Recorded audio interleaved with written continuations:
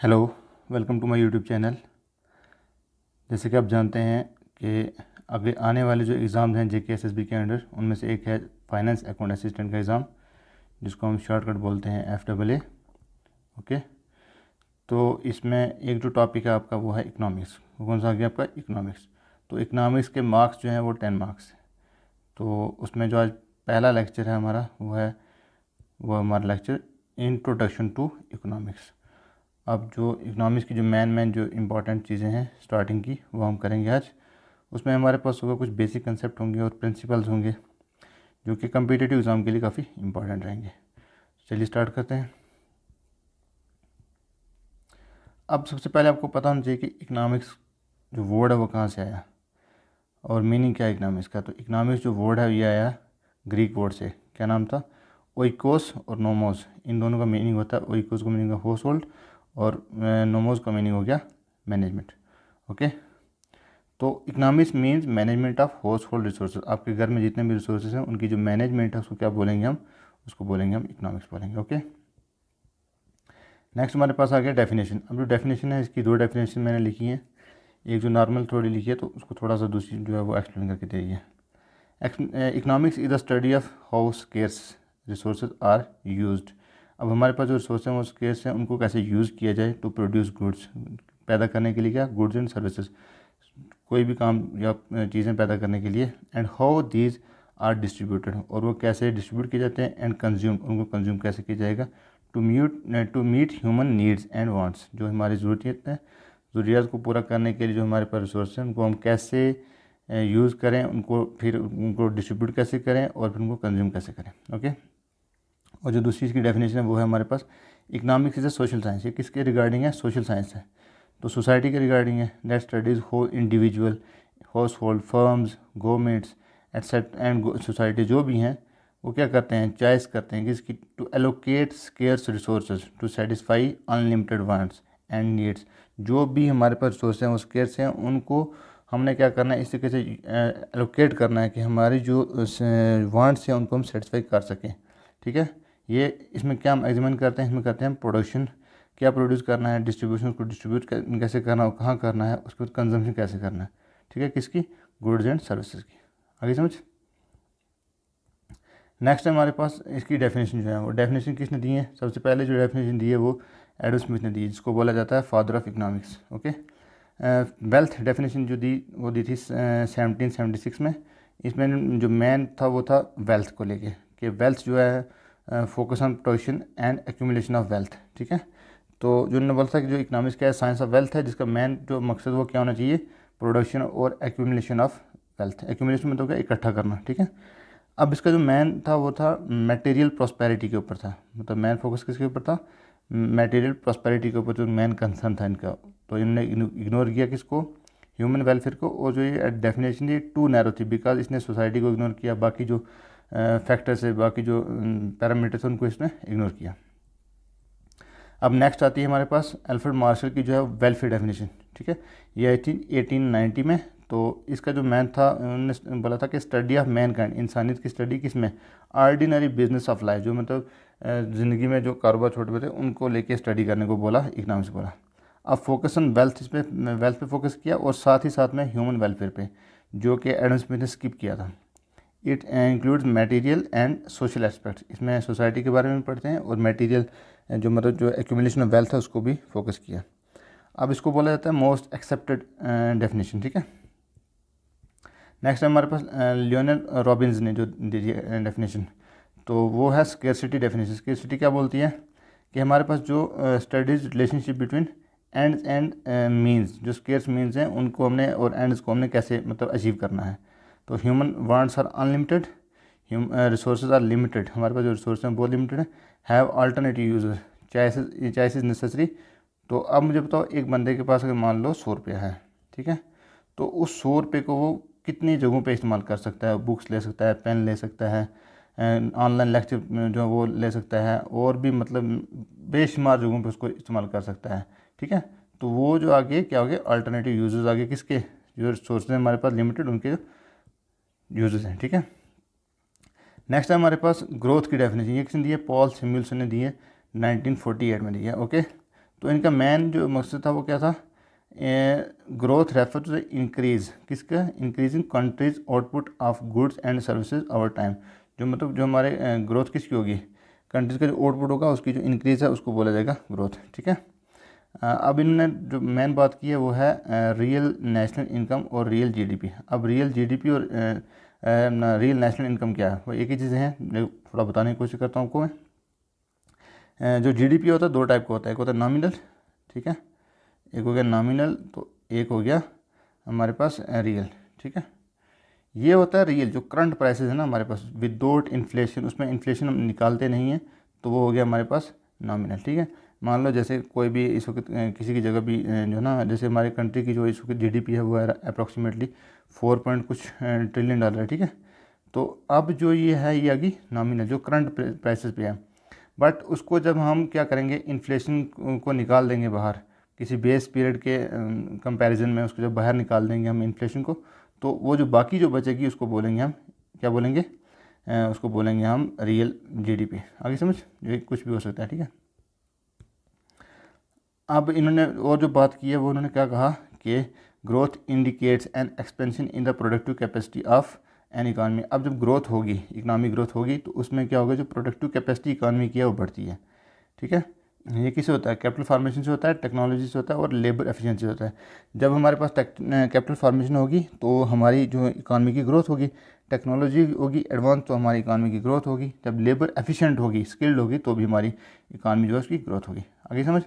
उसके बाद हमारे पास नेक्स्ट जो है वो दिया है sustained economic growth leads to higher living standards and improved welfare. अब मान लो जैसे हमारे पास कोई जो कर्व होता है, ठीक है, अगर जो हमारे पास सस्टेंड है, सस्टेंड का मतलब क्या है, स्मूथ चलने वाला ग्रोथ है, ऐसे ऐसे ऐसे ऐसे ऐसे ऐसे चलेगी ग्रोथ हमारी, तो उसमें क्या होगा, हमारे पास जो लिविंग स्टैंडर्ड होगा वो हाई होगा और इम्प्रूव्ड वेलफेयर हमें देखने को मिलेगी।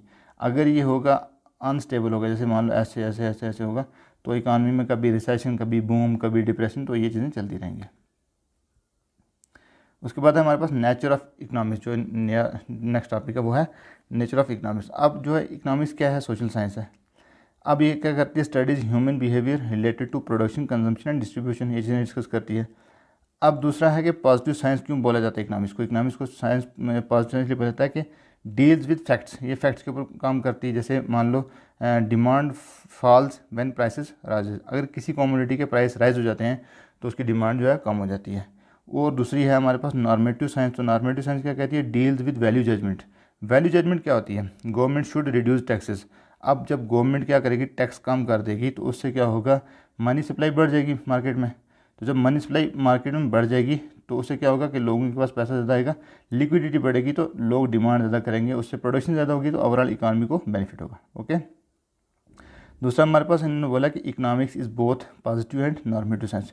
पॉजिटिव साइंस का हमने यहाँ पे देखा और नॉर्मेटिव का यहाँ पे देखा, वैल्यू जजमेंट को लेकर। ओके, नेक्स्ट है हमारे पास स्कोप ऑफ इकनॉमिक्स। उसमें स्कोप ऑफ इकनॉमिक्स में हम देखेंगे जो माइक्रो इकनॉमिक्स है उसको देखेंगे हम। ठीक है, पहले माइक्रो इकनॉमिक्स क्या होती है, जो मतलब एक इंडिविजुअल लेवल पे हम जिसको स्टडी करते हैं, किसी भी इंडिविजुअल को स्टडी करेंगे उसको हम बोलेंगे माइक्रो इकनॉमिक्स। उसमें हम कंज्यूमर का बिहेवियर चेक करते हैं, उसके बारे में स्टडी करते हैं, वो जो हम आगे चैप्टर है उनमें देखेंगे। उसके बाद डिमांड एंड सप्लाई को देखते हैं। फिर आगे प्राइस डिटर्मिनेशन देखते हैं कि कमोडिटीज़ का जो प्राइस है उसको कैसे कितना रखा जाए, कैसे किस हिसाब से रखा जाए, वो देखते हैं हम इसमें। फिर आ गया फैक्टर प्राइसिंग। फैक्टर प्राइसिंग हो गया जिसमें तो लैंड, लेबर, कैपिटल और एंटरप्रेन्योर। ठीक है, ये जो फैक्टर्स हैं इनके बारे में स्टडी करेंगे फर्दर आने वाले टाइम पे। ओके, नेक्स्ट हमारे पास scope of economics in macro economics terms. ठीक है, तो मैक्रो इकनॉमिक्स क्या होता है, जब हम कंट्री को एज ए होल लेते हैं ना, होल इकानमी को स्टडी करते हैं, उसको बोलते हैं मैक्रो इकनॉमिक्स। इसमें हम स्टडी करते हैं नेशनल इनकम को, जिसमें हमारा जीडीपी आएगा, जीएनपी आएगा, ठीक है, एनएनपी आएगा, उसके बाद जीएनपी आएगा, तो वो चीज़ सब स्टडी करते हैं हम इसमें। फिर आ गया इन्फ्लेशन। तो इन्फ्लेशन क्या होता है, rise in the prices of goods and services and fall in the value of money. Okay, उसके बाद अनएम्प्लॉयमेंट हो गया, when people are searching for the job but they are not getting opportunities. ठीक है, दूसरा हो गया इकनॉमिक ग्रोथ आ गया हमारे पास, ये इकानमी की ग्रोथ कैसे होती है, इकानमी बढ़ती कैसे, उसके साथ हम सब पढ़ेंगे आगे, नेक्स्ट पढ़ेंगे इकनॉमिक ग्रोथ और इकनॉमिक डेवलपमेंट का। ठीक है, फिर आएगा फिजिकल एंड मॉनेटरी पॉलिसी, जो कि अगले ही टॉपिक में, जो हमारा अगला होगा वीडियो लेक्चर होगा, उसमें आपको बताया जाएगा फिजिकल और मॉनेटरी पॉलिसी के बारे में। नेक्स्ट है हमारे पास स्केर्सिटी। तो स्केर्सिटी क्या होता है? कमी, किसी चीज़ की कमी होना। रिसोर्सेज हमारे पास लिमिटेड हैं, बहुत कम रिसोर्सेज हैं हमारे पास। वांट्स जो हमारी वो अनलिमिटेड हैं, ठीक है। उसके बाद lead to choice and economic problem. अब इसमें चॉइस और इकोनॉमिक प्रॉब्लम बनती है हमारे पास, मतलब क्या चूज़ करें क्या ना चूज़ करें। फिर जो हमारे पास नेचुरल स्केर्सिटी होती है लैंड की और मिनरल्स की, हमारे पास जो ज़मीन है वो कम है, उसके बाद मिनरल्स भी हमारे पास कम है। फिर उसके बाद आर्टिफिशियल स्केर्सिटी होती है, जब कोई इंसान या कोई कंपनी होर्डिंग करे। तो होर्डिंग क्या होता है? डेलिबरेटली किसी चीज़ की जो प्रोडक्शन है उसको करके उसको अपने पास स्टोर रख देना, ताकि जब उसका कहीं प्राइस राइज हो तो तब उसको सेल किया जाए। वांट्स हैं, तो वांट्स क्या होता है? अनलिमिटेड वांट्स हमारी वैरी करती हैं फ्रॉम पर्सन टू पर्सन, हर बंदे की जो वांट्स डिफरेंट है। अब कम्पिटेटिव है, इसमें कंपटीशन भी है, इसमें अल्टरनेटिव भी है। इसके अल्टरनेटिव बहुत सारे होते हैं, रिकरिंग होती हैं, बार बार होती हैं। फिर सेटिएबल होती हैं, मतलब उनको सेटिस्फाई भी किया जा सकता है। गुड्स होगी हमारे पास, तो गुड्स होती हैं मतलब जो मेन टाइप की हैं वो होगी फ्री गुड्स, जिनको बोला जाएगा हम पब्लिक गुड बोल सकते हैं, ठीक है। और दूसरी होगी कौन सी? इकोनॉमिक गुड, जिनको हम प्राइवेट गुड भी बोल सकते हैं, ठीक है।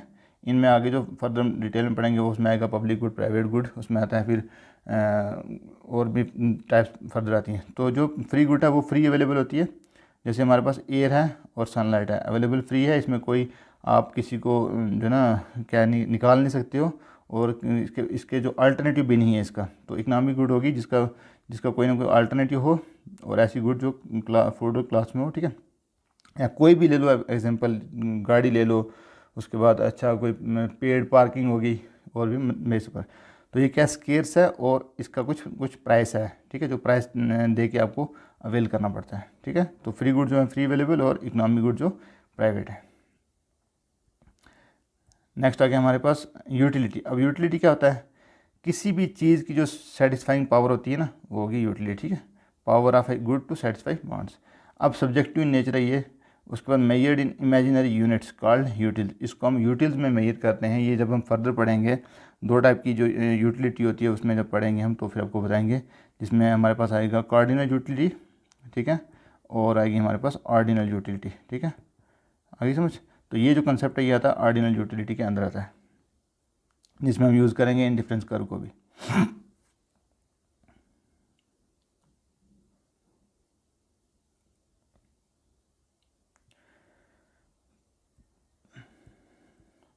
नेक्स्ट है हमारे पास वेल्थ। तो वेल्थ क्या होता है? कोई भी जो आपके पास लैंड हो, मनी हो, मशीनरी हो, इसमें यूटिलिटी भी है, ये कमी, इसकी कमी भी होती है, और ये ट्रांसफरेबल है, एक पर्सन से दूसरे पर्सन के पास जा सकती है, ट्रांसफरेबल, ठीक है। नेक्स्ट हमारे पास फैक्टर ऑफ प्रोडक्शन। तो फैक्टर ऑफ प्रोडक्शन में क्या होता है? लैंड, जिसमें हमारे पास सॉयल, मिनरल, वाटर। अब जो लैंड है उसको रिवार्ड क्या मिलता है? रेंट, ठीक है। उसके बाद हमारे पास लेबर। तो लेबर जो इसमें आएगा फिजिकल एंड मेंटल, जो भी चीज़ होगी, कोई भी बंदा काम कर रहा है, एफर्ट लगा रहा है, कोई टीचिंग कर रहा है, कोई लेबर कर रहा है, कुछ भी कर रहा है, तो वो लेबर में ही आता है ओवरऑल। तो उसमें आएगा हमारे पास वेजेस, ठीक है। उसके बाद हमारे पास आते हैं कैपिटल। तो कैपिटल में तो मैन मेड जो एड्स होती है, मशीन होगी, टूल्स होगी, बिल्डिंग होगी, तो इसमें इसको क्या मिलेगा? इंटरेस्ट मिलता है, रिवार्ड। फिर आगे हमारे पास एंटरप्रेन्योरशिप। कोई भी बंदा जो काम कर रहा है तो उसमें वो क्या करता है? रिस्क लेता है, ठीक है। फिर ऑर्गेनाइजेशन करता है, फिर इनोवेशन करता है, तो उसमें आएंगे प्रॉफिट। तो ये जब आगे डिटेल में पढ़ेंगे हम, तो उसमें बताएंगे कि इसमें आगे थ्योरीज होती हैं। लैंड की रेंट की अलग अलग से थ्योरी है, वेजेस की थ्योरीज हैं, इंटरेस्ट की थ्योरीज हैं, और प्रॉफिट की थ्योरीज हैं, ओके। नेक्स्ट हमारे पास अपॉर्चुनिटी कास्ट।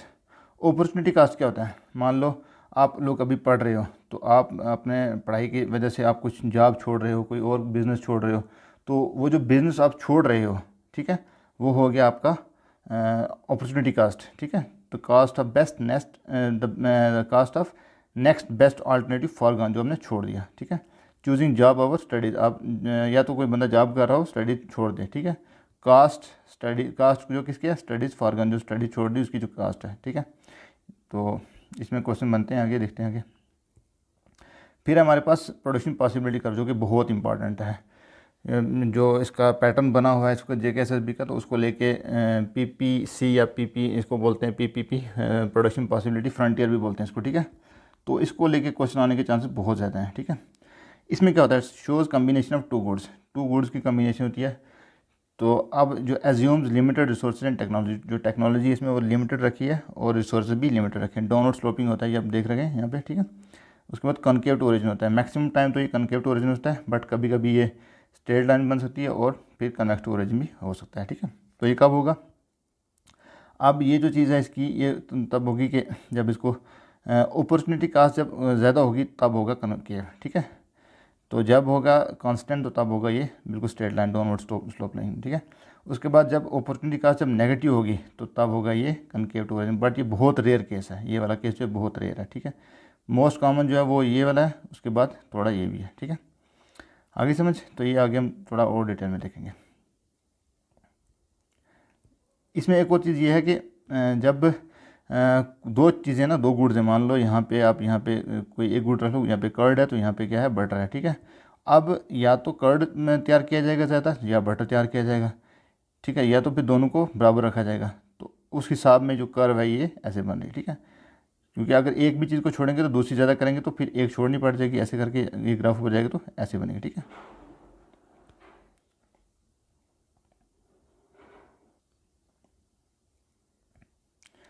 नेक्स्ट हमारे पास central problem of an economy. अब जो मेन प्रॉब्लम जो क्या है इकानमी में जो प्रॉब्लम होती है वो होती है what to produce, how to produce, for whom to produce. मतलब क्या प्रोड्यूस किया जाए, कैसे प्रोड्यूस किया जाए और किसके लिए प्रोड्यूस किया जाए। ये बहुत मैटर करता है कि जैसे मतलब एक कोई इंसान अगर कंपनी खोलना चाहेगा कहाँ पे, कहीं हिली एरिया में, तो वहाँ से वो क्या एक्सपेक्ट करेगा, ना तो उसको वहाँ पे लेबर मिलेगी, ठीक है, तो ना उसको वहाँ पे जो है आगे मार्केट मिलेगी, तो मतलब वहाँ पे प्रोवाइड किसको करेगा। तो इसलिए ये चीज़ बहुत मैटर करती है कि प्रोड्यूस किया जाए और कैसे प्रोड्यूस किया जाए और किसके लिए प्रोड्यूस किया जाए।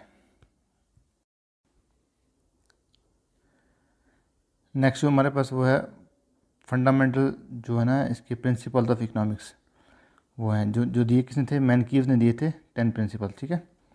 तो इनमें हमारे पास पहला जो है पीपल फेस ट्रेड ऑफ्स। तो पीपल जो है वो क्या फेस करते हैं, किसका सामना करते हैं, ट्रेड ऑफ्स का सामना करते हैं, या तो एफिशिएंसी की तरफ जाएंगे या इक्विटी की तरफ जाएंगे। उसके बाद जो नेक्स्ट है वो है अपॉर्चुनिटी कास्ट, ठीक है। अपॉर्चुनिटी कास्ट क्या होता है, जब आप एक चीज़ को सेक्रीफाइस कर देते हो दूसरी को अचीव करने के लिए। तो थर्ड है हमारे पास rational people think at the margin. Margin क्या होता है, जैसे marginal benefit greater than marginal cost to decide, ठीक है। अब मार्जिनल बेनिफिट होता क्या है, जनरली लोगों को नहीं पता होता, तो मैं ट्राई करता हूँ इसको बताने की। मार्जिनल बेनिफिट ये होता है कि जब आप इनपुट आपका एक पॉइंट से इंक्रीज़ होगा, एक यूनिट से आपका इनपुट इंक्रीज़ होगा, तो आपका जो आउटपुट है वो अगर इनपुट एक से बराबर रहेगा, ठीक है, एक आपका आउटपुट इंक्रीज़ हुआ तो वो हो गया कांस्टेंट, ठीक है। अगर मान लो वो आया 1.5, ठीक है, तो ये हो गया वन इंक्रीजिंग आउटपुट, ठीक है। तो अगर आ गया आपका 0.5, ठीक है, तो ये होगा आपका डिक्रीजिंग। तो जितना आपने मार्जिनल इनपुट इंक्रीज़ किया ना, मार्जिनल आपने इनपुट कितना इंक्रीज किया 1 पॉइंट, और अगर आपका आउटपुट जो है 1 रहा तो कांस्टेंट हो जाएगा, 1.5 रहा तो इंक्रीजिंग रहेगा, 0.5 रहा तो आपका डिक्रीजिंग रहेगा, ओके। नेक्स्ट जो है हमारे पास वो है पीपल रिस्पॉन्ड टू इंसेंटिव्स। अब इंसेंटिव्स क्या होते हैं, अगर गवर्नमेंट इंसेंटिव्स प्रोवाइड करेगी तो उसको लेके लोग रिस्पॉन्स करेंगे। अब टैक्स कौन पे करेगा, जिसको कुछ बेनिफिट मिलेगा।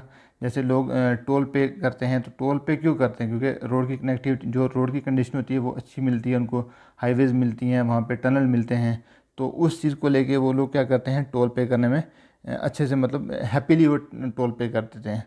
और अगर गवर्नमेंट सब्सिडीज़ देगी तो उससे भी लोगों का जो बिहेवियर है वो चेंज होगा। नेक्स्ट हमारे पास trade can make everyone better of.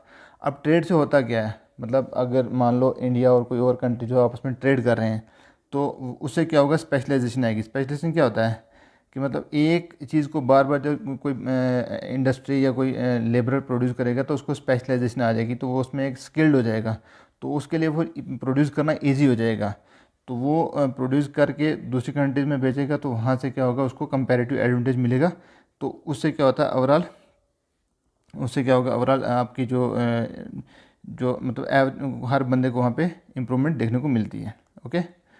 तो नेक्स्ट है हमारे पास जो इसका नेक्स्ट प्रिंसिपल वो है markets are usually good way to organise activities. अब जहाँ पे मार्केट्स होंगी वहाँ पे डिफरेंट डिफरेंट टाइप की एक्टिविटीज़ जो चलती हैं, इकोनॉमिक एक्टिविटीज़ चलेंगी, वहाँ पे प्रोडक्शन होगी, वहाँ पे डिस्ट्रीब्यूशन होगी, वहाँ पे कंजम्पशन होगी। तो ये चीज़ें जो हैं ये कहाँ पे मिलेंगी आपको, ये चीज़ें मार्केट में मिलेंगी। जहाँ पे मार्केट होगी तो वहीं भी ये चीज़ें मिलेंगी। अगर मार्केट एब्सेंस है वहाँ पे तो फिर आपको ये चीज़ें प्रोवाइड नहीं हो सकती। नेक्स्ट है हमारे पास government can improve market outcomes. Government जो है वो क्या कर सकती है, मार्केट का जो आउटकम्स है उसको इम्प्रूव करती है। मतलब कहीं पर अगर प्रोडक्शन जो है वो गलत चीज़ों की हो रही है तो उस पर वो रुकावट लगा सकती है, और अगर कहीं पे जो चीज़ें ऐसी हैं जिनका फ़ायदा है सोसाइटी में, अगर उनकी प्रोडक्शन कम हो रही है तो गवर्नमेंट उनको सब्सिडीज़ प्रोवाइड करके उनको मतलब बूस्ट कर सकती है। जैसे मतलब मान लो जो हेल्थ के लिए ख़तरनाक प्रोडक्शन, जैसे कहीं पे स्मोक निकल रहा हो तो उसकी प्रोडक्शन कम कर देगी। अगर कुछ ऐसी चीज़ें हैं जहाँ पे जैसे एजुकेशन है, जहाँ पे जैसे गैस की प्रोडक्शन है, जैसे जो चीज़ लोगों की लाइवलीहुड को बढ़ाए, तो उस चीज़ को गवर्नमेंट क्या करेगी, सब्सिडी देके उसको प्रमोट करेगी। नेक्स्ट हमारे पास country's living standard depends on productivity. जैसी किसी कंट्री में प्रोडक्टिविटी होगी वैसा उसका वहाँ का लिविंग स्टैंडर्ड होगा। मान लो कहीं पे अगर प्रोडक्शन अच्छे से हो रही है तो वहाँ के लोग क्या करेंगे, एक्सपोर्ट करेंगे बाहर की दूसरी कंट्री में। वो जो एक्सपोर्ट करेंगे उस एक्सपोर्ट से वहाँ पे उनको रेवेन्यू आएगा, वो रेवेन्यू उनकी जो लिविंग स्टैंडर्ड है उसको इम्प्रूव करने में हेल्प करेगा। तो नेक्स्ट है हमारे पास price rises when government prints too much money. अब क्या होता है कि जो करेंसी होती है वो दो टाइप्स में होती है, एक होती है कॉइन्स में, एक होती है पेपर में। जो पेपर करेंसी है उसकी वैल्यू कम होती है, उसको प्रिंट करना इजी होता है, और जो कॉइन्स होते हैं उनकी वैल्यू अच्छी होती है और उनको मिंट करना मुश्किल होता है, उतना ज़्यादा मिंट नहीं कर सकते हैं।